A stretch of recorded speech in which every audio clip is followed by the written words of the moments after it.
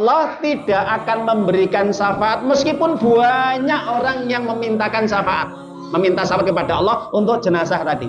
Misalkan ketika di dunia dia nggak pernah ibadah, dia nggak pernah sholat, dia nggak pernah ngaji, dia nggak pernah puasa, dia nggak mengenal Allah, tapi KTP-nya Islam.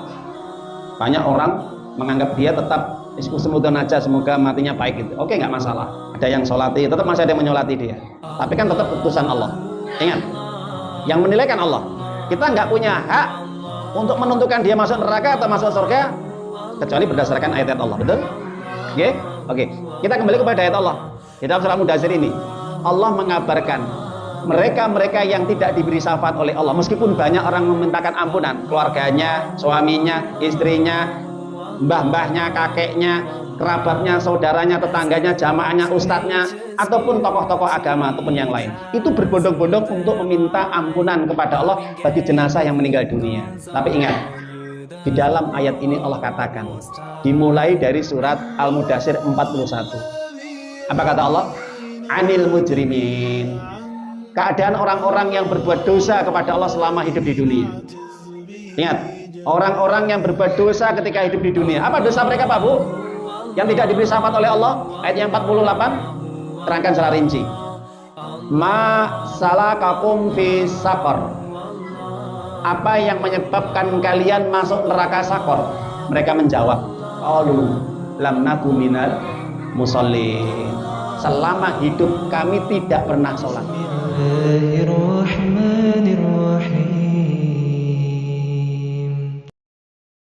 Baik, para jamaah Bapak Ibu yang dimuliakan oleh Allah Subhanahu wa taala, kita lanjutkan. Oke. Terkait dengan sholat jenazah, ya. Jadi apa yang telah disampaikan oleh Nabi kita yang mulia Nabi Muhammad SAW, ya. Maka jelas ini membuktikan bahwa orang memiliki keutamaan atas izin Allah untuk bisa memberikan syafaat kepada saudaranya yang telah meninggal dunia. Maka di sini saya akan menyampaikan beberapa hadis yang dimana kita ambil dari marojik sumber kitabnya Ahkamul Janais. Jadi fikih dalam mengatasi persoalan jenazah, mulai mentalkin sampai menguburkan, maka itu dikupas secara jelas dan gamblang oleh Syekh Nasiruddin Albani, hafizallahu taala, seorang ulama hadis, yang dimana di dalam kitab beliau memang disampaikan beberapa hadis terkait dengan fadilah lil janais, ya, keutamaan-keutamaan bagi jenazah, terutama bagi orang-orang yang mensolatinya. Para jamaah Bapak Ibu rahimani rahimahullah taala, maka di sini yang pertama saya akan menyampaikan hadis terkait dengan keutamaan mensolati jenazah, ya. Jadi bagi orang yang mensolati jenazah, jadi orangnya yang mensolati, bukan jenazahnya, tapi orangnya yang mensolatinya. Ini keutamaannya akan dia dapatkan, fadilahnya atau keistimewaannya. Dijelaskan dalam hadis Imam Bukhari wa Imam Muslim, dikatakan man syahidal janazata hatta yusalli 'alaiha wa lahu qirat. Siapapun orang yang hadir atau takziah, kemudian orang tersebut mensolati jenazah atau orang yang meninggal dunia disolati, maka dia akan mendapatkan pahala qirat, ya, 1 qirat.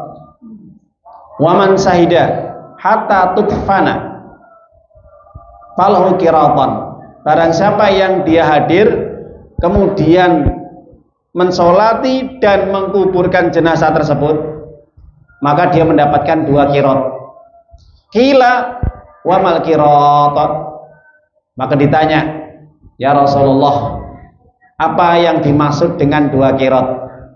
Artinya bagi orang yang mensolatinya, orang yang mensolatkannya, dan sampai mengkuburkannya, jenazah tersebut dikuburkan setelah disolati, maka yang mensolati dan kemudian dia menghantarkan jenazah sampai ke makam, ke kuburan, dia mendapatkan 2 qirot.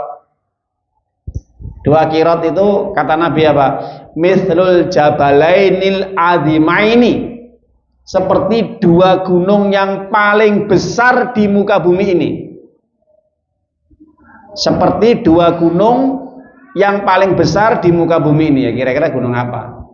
Pres? Ini ahli puncak. Ya, nanti PR ya. Sebutkan gunung apa yang paling besar nanti ya. Terus penelitian itu nyolati ngantos ngantaraken jenazah pun datang makam atau kuburan itu pinaringan 2 pahala qirot ya. Seperti 2 gunung sing paling gede, yang paling ageng.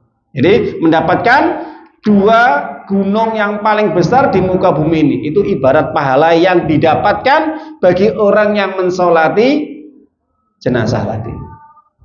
Ya, itu keutamaan ya. Cukup 1 hadis saja. Cukup 1 hadis inilah.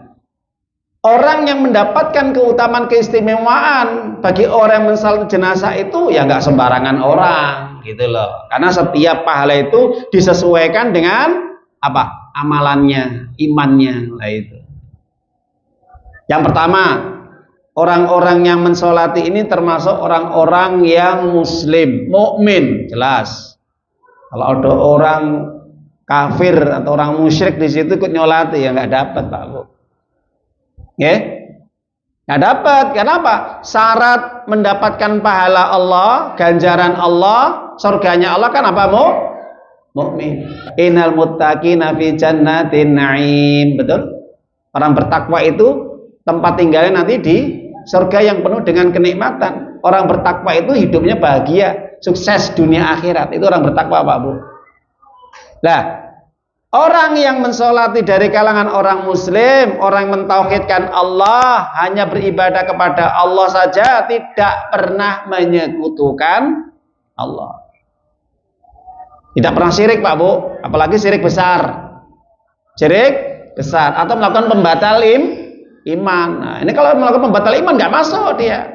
Meskipun dia mensolati jenazah tadi, jenazahnya orang yang taat, sedangkan dia ada dalam dirinya kesyirikan, syirik besar atau kufur akbar, kekafiran besar, nggak masuk. Dia nggak dapat pahala 2 qirot. Karena syarat ini syarat yang sangat mutlak. Ya, syarat yang mutlak. Alladzina amanu walam yalbasu imanu bidzulmin. Orang-orang mukmin itu tidak akan pernah mencampur adukan iman mereka dengan kesyirikan atau kekafiran. Itulah orang-orang yang mendapatkan apa? Ketenangan hidup di dunia dan di akhirat. Itulah orang yang mendapat petunjuk. Jadi orang mensolat itu orang yang Islam mukmin, betul Pak Bu. Orang yang apa? Man ata bitauhid walam ya'ti binawaqidil Islam, kata para ulama. Apa? Orang yang senantiasa melakukan amalan-amalan tauhid, mentauhidkan Allah, dan dia tidak pernah tertuduh terbukti sebagai orang yang melakukan pembatal iman atau pembatal Islam. Itu yang pertama. Yang kedua, selain dia orang yang beriman, bertakwa, mentauhidkan Allah, tidak menyekutukan Allah, ikhlas ketika mensolati jenazah. Ikhlas. Makanya Pak Bu, para jamaah rahimakumullah ta'ala, Nabi itu setiap mau memulai sholat jenazah itu menghadap ke jamaah dulu. Menghadap jamaah dulu seperti mau sholat wajib berjamaah. Apa kata Nabi? Akhlisu ala janazatikum. Selalu beliau memerintahkan kepada para jamaahnya merapikan barisan, kemudian apa? Sebelum kalian mensolati jenazah, tolong ya, ikhlaskan dalam mensolatinya. Jadi nggak ada kepentingan, jenazah nanti biar dapat sangu ya. Setelah jenazah nanti biar celingak-celinguk biar dilihat sama mantannya atau calonnya ya itu, atau mertuanya atau orang yang disegani di situ. Nah, enggak ada. Ikhlas betul. Atau dia mensolat jenazah karena memang sungkan, dia pernah punya utang karena ada keluarga yang meninggal dunia atau ahli warisnya, datang juga dia punya utang pada. Akhirnya dia ikut nyolati. Kenapa? Sungkan. Makanya Nabi mengatakan, akhlisu, bersihkan niatmu ketika mensolati jenazah. Jadi tidak ada kepentingan dunia apapun. Nggak ada kepentingan apapun ketika mensolati jenazah. Yang penting karena mencari ridha Allah, titik. Ya, itu insya Allah akan dia dapatkan, Pak. Oke? Nah, makanya itu yang harus dipenuhi syaratnya bagi orang yang mensolati jenazah. Orang yang beriman, bertauhid, bertakwa, dan ikhlas ketika mensolati jenazah. Bukan karena pengen dibayar. Meskipun nanti ya orang itu dermawan. Ketika ada kerabatnya meninggal, pasti yang nyolati pasti nanti dikasih duit. Syukur-syukur ditolak. Itu lebih bagus. Ya. Karena urusan ibadah sholat itu sangat rentan sekali kalau itu dapat duit. Ya. Itu, Pak. Ada nggak, Bu? Orang nyolati jenazah dapat duit? Ada ya? Ada, Pak. Di daerah mana itu ya? Ini ada buktinya juga. Ya memang kita nggak boleh menuduh itu riya dan sebagainya. Tapi untuk menjaga keikhlasan ini yang paling berat ketika sudah dapat amplop. Nah, itu. Apalagi kalau sudah diklaim bahwa ahli warisnya itu setiap ada keluarganya yang meninggal ketika mensolatinya pasti nanti dapat amplop 100.000. Wah, banyak Pak yang nyolati. Gitu. Beda tangganya dekat itu ketika dia meninggal karena dia orang miskin fakir, rumahnya gubuk reot, nggak dapat apa-apa, yang nyulati sedikit. Nah, ini pilih-pilih. Oh, ini dapat duit, ini enggak. Males. Nah, itu para jamaah Bapak Ibu yang dimuliakan Allah Ta'ala. Sekarang keutamaan fadilah bagi yang disolatinya alias jenazah itu. Maka para jamaah Bapak Ibu, orang itu harus berharap kepada Allah Subhanahu wa Ta'ala. Mudah-mudahan nanti dengan izin Allah ketika dia meninggal dunia banyak yang mensolatinya, meskipun ini tetap dengan izin Allah. Harapan kepada Allah ya, meminta kepada Allah supaya mudah-mudahan banyak yang mendoakannya atau mensolatinya. Nah itu. Maka para jamaah Bapak Ibu, Imam Nawawi rahimahullah ta'ala ketika menjelaskan hadis-hadis tentang syafaat bagi jenazah karena banyak yang mensolatinya, maka Imam Nawawi mengatakan hendaknya sebaiknya bagi kaum muslimin setiap ada kerabatnya, saudaranya, tetangganya, jamaahnya, temannya meninggal dunia, maka hendaknya mereka berbondong-bondong untuk mensolatinya. Kenapa? Karena yang dibutuhkan adalah doa dari orang yang mensolatinya sehingga mendapatkan syafaat nanti untuk si jenazah tadi. Nah, para jamaah Bapak Ibu, di sini akan sampaikan hadis-hadis terkait dengan orang yang disolati atau jenazah tadi, dia akan mendapatkan keutamaan. Yang pertama, jenazah akan diberi syafaat oleh Allah apabila disolati oleh orang atau jamaah yang jumlahnya 100. Ini yang pertama ya. Jumlahnya berapa? 100 ya. Maka di sini di dalam hadis ya, saya bacakan hadisnya. Rasulullah SAW bersabda dari Aisyah radhiyallahu taala anha berkata, Nabi Muhammad SAW bersabda, "Ma min mayyitin yusalli alaihi ummatun minal muslimin yablughuna mi'atan kullum yasma'una law illa suffi'u fihi."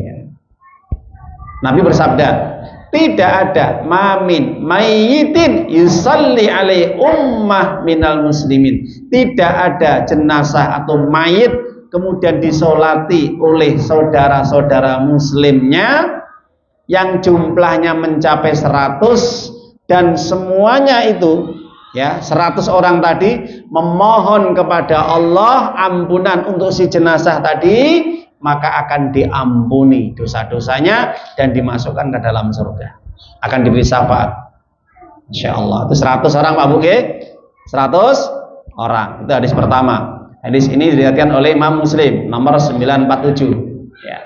Yang kedua, hadis yang disampaikan yaitu oleh Abdullah bin Abbas radhiyallahu an. Abdullah bin Abbas ini mendengar Rasulullah SAW bersabda, "Ma min rajulin muslimin yamutu fayaqumu ala janazatihi arba'una rajulan la yusyrikuna billahi syai'a illa syafa'ahumullah fih." Ya. Tidak ada orang muslim Pak Bu, bertauhid, ya, meninggal dunia kemudian disolati jenazahnya oleh 40 orang. 40 orang. Yang 40 orang itu tidak pernah menyekutukan Allah berbuat syirik besar.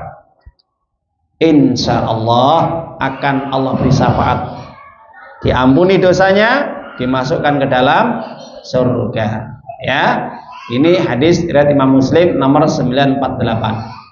Yang kedua, yang ketiga, dijelaskan dari Malik bin Hubairah radhiyallahu anhu, dia berkata, Rasulullah SAW bersabda, "Mamin muslimin." Nah, mamin muslimin yamut, tidak ada jenazah muslim atau muslim yang meninggal dunia, faisalli alaihi salasah sufuf minal muslimin illa aujabah. Tidak ada mayit muslim atau jenazah muslim yang kemudian disolati oleh jamaah yang jumlahnya hanya 3 shaf. 3 shaf Pak Bu, berapa jumlah 3 shaf? Contoh aja misalkan, cuman ada orang 6, 2 buat 2 shaf, 3 shaf, ya, dibuat 3 shaf, cuma 6 ini, yang sholat cuma 6 orang ini, ya, 6.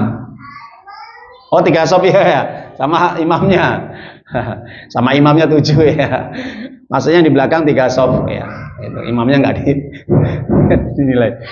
3 shaf, sambil aja yang minimal 6, 2. Apa kata Rasulullah SAW? Yang 3 shaf tadi, 6 orang tadi memohon kepada Allah ampunan, akan diberi syafaat, ampunan masuk surga insya Allah. Hadis riwayat Tirmidzi, Abu Daud, dan hadis ini disesuaikan oleh Syekh Al-Albani. Ya, nah ini penjelasannya Bang ya. Yang pertama, yang dijelaskan oleh Ibunda Aisyah radhiyallahu anha, bahwa mayit jenazah disolati oleh 100 orang, dan 100 orang tadi memohon kepada Allah syafaat ataupun pertolongan, ampunan, supaya jenazah tadi diampuni dosa-dosanya, insya Allah diampuni, dimasukkan ke dalam surga. Yang kedua, hadis dari Abdullah bin Abbas radhiyallahu anhu, disolati oleh 40 orang, jenazahnya muslim, yang mensolati juga tidak pernah menyekutukan Allah, 40 orang, dan minta kepada Allah syafaat, pertolongan, ampunan untuk si mayit tadi, insya Allah si mayit nanti akan diampuni dan dimasukkan ke dalam surga. Ketiga, hadis dari Malik bin Hubairah, yang dimana di situ menunjukkan paling minimal, paling kecil jumlahnya 3 shaf. Ya, 3 shaf kita ambil paling kecil, misalkan 6 orang atau 9 orang. Kemudian berdoa kepada Allah supaya diampuni jenazahnya, maka akan diampuni oleh Allah dan dimasukkan ke dalam surga. Bapak Ibu para jamaah yang dimuliakan oleh Allah, seandainya kita meninggal dunia, ternyata yang mensolati kita ambil saja minimal yang paling kecil hanya 3 shaf, hanya orang cuma 6 jumlahnya atau 9 orang, insya Allah Pak Bu, masih ada harapan untuk masuk surga dengan izin Allah, diampuni dosa kita dan kita dimasukkan ke dalam surga. Lebih banyak, masya Allah, lebih baik, lebih utama. Makanya tadi Imam Nawawi, kalau ada jenazah atau orang meninggal dunia, ini yang ditekankan ulama. Para ulama menekankan apa? Ketika mereka takziah, kalau dia orang yang insya Allah kehidupannya baik, orang yang insya Allah orang yang ahli ibadah, maka kita takziah itu yang paling kita tuju adalah bagaimana bisa mensolati jenazah dan mengkuburkannya supaya dapat 2 qiraat. Dan jenazah itu yang diharapkan, Pak, bagi orang takziah. Makanya kadang kalau kita lihat di masyarakat itu ya, ada orang mati ya, meninggal dunia itu kadang-kadang banyak yang takziah yang datang itu. Takziah itu kan maksudnya melayat, kalau orang bilang itu. Lah itu nggak ikut sholat. Hanya datang tok, nongkrong, duduk-duduk di situ hanya jagongan ngobrol. Padahal yang diharapkan oleh jenazah itu adalah doa dari yang masih hidup. Ketika dia sedang sholat itu yang diharapkan jenazah, Pak Bu. Jadi nggak kok duduk-duduk di situ jagongan ngobrol yang tidak ada manfaatnya. Nah, ini penting sekali ini ya. Maka masyarakat yang baik, masyarakat yang paham ngerti agama itu, kalau dia melayat takziah itu, dia langsung datang di situ tujuannya mensolati jenazah sampai menguburkannya. Itu yang paling baik. Para jamaah Bapak Ibu yang dimuliakan Allah Subhanahu wa taala. Yang terakhir, dari penjelasan 3 hadis yang disampaikan oleh Nabi kita yang mulia sallallahu alaihi wasallam, bahwa jenazah akan mendapatkan syafaat jaminan surga. Lumantar orang yang memberikan syafaat yang masih hidup tadi dengan sholat mereka, baik yang 100, baik yang 40, baik yang 3 saf dan yang lain. Nah, maka yang perlu dicatat di sini, yang paling urgent, yang paling penting apa? Syarat untuk mendapatkan syafaat tadi bagi si jenazah tadi itu harus terpenuhi. Makanya para jamaah Bapak Ibu, orang yang meninggal dunia secara umum Pak Bu, saya katakan, bukan secara syariat ya, disolati nomboten Pak? Secara umum lagi, pasti disolati. Ada jenazah yang nggak disolati? Ada Pak? Saya belum menemukan ya. Selama hidup saya belum menemukan ada orang mati nggak disolati, kecuali orang kafir ya, kecuali orang kafir. Ya, kecuali orang kafir ini ada pengecualian, nanti salah ya, menerima pemahaman nanti ya. Secara umum meskipun KTP-nya Islam,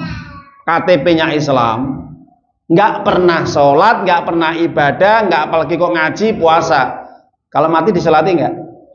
Latih. Yang kedua, meskipun tukang mendem ya, tukang mabuk, tukang zina, tukang mateni, tukang membunuh, koruptor, bajingan tenge, ataupun orang-orang yang ahli maksiat, ketika mati disolati nggak? Solati. Oke. Secara umum lah ya, secara umum. Kenapa? Itu tugasnya Pak Mutin. Tugasnya Pak Mutin harus toleransi. Ya, sekarang gini, kita kembali pada syariat, hukum syar'i ya, biar masyarakat umat biar paham. Kita mengambil dalil-dalil di dalam Al-Quran dan hadis-hadis Nabi Shallallahu Alaihi Wasallam dan juga pendapat para ulama. Yang pertama, Allah Ta'ala menyampaikan di dalam Al-Quran, di dalam surat Al-Mudaththir, surat yang 74, ayat yang ke-48. Ayat yang ke berapa? 48. Apa kata Allah? Fama tanfa'hum syafa'atu syafi'in. Apa artinya? Nanti pada hari kiamat mereka tidak akan diberi syafaat oleh Allah dari orang-orang yang memintakan syafaat. Ingat Pak Bu, Allah tidak akan memberikan syafaat meskipun banyak orang yang memintakan syafaat, meminta syafaat kepada Allah untuk jenazah tadi. Misalkan ketika di dunia dia nggak pernah ibadah, dia nggak pernah sholat, dia nggak pernah ngaji, dia nggak pernah puasa, dia nggak mengenal Allah, tapi KTP-nya Islam. Banyak orang menganggap dia tetap iskusnudon aja, semoga matinya baik gitu. Oke, nggak masalah. Oke, ada yang sholati, tetap masih ada yang menyolati dia. Tapi kan tetap keputusan Allah. Ingat, yang menilaikan Allah. Kita nggak punya hak untuk menentukan dia masuk neraka atau masuk surga kecuali berdasarkan ayat-ayat Allah. Betul? Oke? Oke. Kita kembali kepada ayat Allah. Di dalam surah Al-Mudaththir ini, Allah mengabarkan mereka-mereka yang tidak diberi syafaat oleh Allah, meskipun banyak orang memintakan ampunan, keluarganya, suaminya, istrinya, mbah-mbahnya, kakeknya, kerabatnya, saudaranya, tetangganya, jamaahnya, ustadznya, ataupun tokoh-tokoh agama ataupun yang lain, itu berbondong-bondong untuk meminta ampunan kepada Allah bagi jenazah yang meninggal dunia. Tapi ingat, di dalam ayat ini Allah katakan, dimulai dari surat Al-Mudaththir 41. Apa kata Allah? Anil mujrimin. Keadaan orang-orang yang berbuat dosa kepada Allah selama hidup di dunia. Ingat, orang-orang yang berbuat dosa ketika hidup di dunia. Apa dosa mereka, Pak Bu? Yang tidak diberi syafaat oleh Allah. Ayat yang 48 terangkan secara rinci. Ma salakakum fi saqar. Apa yang menyebabkan kalian masuk neraka sakor? Ini pertanyaan siapa? Ada dua pendapat. Pertama, malaikat ketika mau masuk, para calon-calon penghuni neraka sakor ini kan ketika mau masuk pintu neraka sakor ya, ini malaikat penjaga sakor itu, kowe nyapa kok mlebu neraka sakor? Apa kamu menyebabkan masuk neraka sakor? Mereka menjawab, Pak Bu, ya, qalu lam naku minal musallin. Yang kedua pendapat penduduk neraka sakor yang nyemplung, kowe nyapa kok mlebu neraka sakor? Kok bareng-bareng ngambil aku? Kok bersamaan dengan saya? Itu pendapat yang kedua. Ya, itu pertanyaan dari malaikat dan pertanyaan dari para penghuni neraka sakor yang sudah masuk duluan. Maka mereka yang digiring masuk ke dalam neraka sakor mengatakan, selama hidup kami tidak pernah sholat. Perhatikan, ya, orang yang golongan pertama tidak akan diberi syafaat oleh Allah, pertolongan Allah, meskipun Nabi Muhammad SAW itu mintakan umatnya supaya diberi syafaat, ditolak sama Allah. Pertama, selama hidup mereka tidak pernah sholat, tidak pernah menempelkan keningnya ke tempat sujud untuk menghormati, mengagungkan, memuliakan Allah, tunduk taat kepada Allah. Pertama, orang yang tidak akan diberi syafaat nanti pada hari kiamat, dia akan masuk neraka sakor, ya, orang yang tidak pernah sholat. Yang kedua, walam nakunut imul miskin. Kami tidak pernah mengeluarkan harta kami untuk memberikan makan orang-orang miskin. Para ulama mengatakan mereka yang menolak zakat. Mereka orang yang menolak zakat. Orang menolak zakat pada zaman Abu Bakar diperangi atau tidak? Diperangi. Disamakan dengan orang yang murtad ridah dan orang yang tidak sholat. Perangi mereka. Hukumnya kufur besar karena menolak zakat. Nah, bukan sedekah karena nggak mau sedekah, nggak mau melirit, nah itu remeh itu dosanya Pak. Itu masih ada syafaat. Tapi yang menolak zakat ini ya jelas ini kufur. Nanti ada ayatnya hubungan musyrik dengan tidak bayar zakat karena menolak untuk bayar zakat. Yang ketiga, wa kunna nakhudu ma'al khaidin. Yang ketiga adalah apa? Mereka semasa hidup berkumpul dengan orang-orang yang khaidin. Apa khaidin? Orang yang keluar ucapannya suka menghina syariat, menghina Allah, menghina Rasulullah, menghujat hukum-hukum Allah, syariat Allah, agama Allah. Ini khaidin, Pak. Nah, mereka senang dengan kumpul, berinteraksi, buat komunitas, suka menghina syariat, menghujat syariat, menghujat hadis-hadis Nabi, menghina ayat-ayat Allah dan yang lainnya. Ini orang yang tidak akan diberi syafaat meskipun dia banyak ibadahnya. Ya, ketiga. Keempat, wa kunna nukadzibu biyaumiddin. Orang yang semasa hidup tidak pernah percaya dengan hari kebangkitan, hari kiamat, surga neraka, azab kubur, nikmat kubur, atau dia mendustakan ajaran Islam. Dianggap ajaran Islam itu tidak sempurna, tidak relevan, tidak baik, mengandung agama ajaran keras, ajaran teroris, ajaran fundamentalis, ajaran barbar dan yang lainnya. Ini masuk dalam ayat ini karena tidak mau membenarkan atau mendustakan. Hatta atanal yakin, sampai datang kematian mereka tidak bertobat, maka fama tangfa'um syafa'atus syafi'in. Pada hari kiamat mereka tidak akan diberi syafaat oleh Allah dari orang-orang yang memintakan syafaat. Jelas Bapak Ibu? Nah, jadi syaratnya harus kita pahami ya. Di situ orang yang termasuk tidak sholat nanti, meskipun banyak yang memintakan syafaat, pertolongan, mana anak saya, mana orang tua saya, mana ustadz mana tetangga saya, mana teman-teman dekat saya yang dulu di dunia. Ketika orang-orang memintakan syafaat kepada Allah, orang muslim tadi, maka oleh Allah dibiarkan, tidak ditolong. Dia tetap berada di dalam neraka sakor. Kenapa Pak Bu? Karena orang yang seperti ini semasa hidupnya melakukan 4 hal ini saja. 4 hal ini. Ya. Insya Allah para Jawa Ibu, untuk materi ini akan kita lanjutkan yang akan datang, karena masih banyak syarat-syarat yang harus dipenuhi bagi jenazah ketika nanti dia akan mendapatkan syafaat. Di antara salah satunya syarat tadi, harus dia menjaga sholatnya 5 waktu dengan tertib, yakin dengan hari kebangkitan, membenarkan ajaran Islam sebagai agama satu-satunya yang diridhoi oleh Allah, berkumpul dengan teman-teman yang soleh, yang beriman, yang bertakwa, yang ahli ilmu, orang-orang yang jujur dalam mengamalkan agamanya, yang orang-orang yang membayar zakat dengan tulus ikhlas di jalan Allah. Insya Allah kalau 4 ini terpenuhi, dia akan terhindar dari neraka sakor. Ya, wallahu a'lam bishawab. Semoga bermanfaat. Mudah-mudahan akan kita lanjutkan kembali. Ya, kita tutup, nanti kita tanya soalnya live ya. Aku qul hada wa astaghfirullahaladzim. Kita tutup dengan bacaan hamdalah dan kafaratul majlis. Alhamdulillahirabbil alamin. Subhanaka Allahumma wa bihamdika asyhadu an la ilaha illa anta astaghfiruka wa atubu ilaik. Salam. Ayyuhalladzina amanu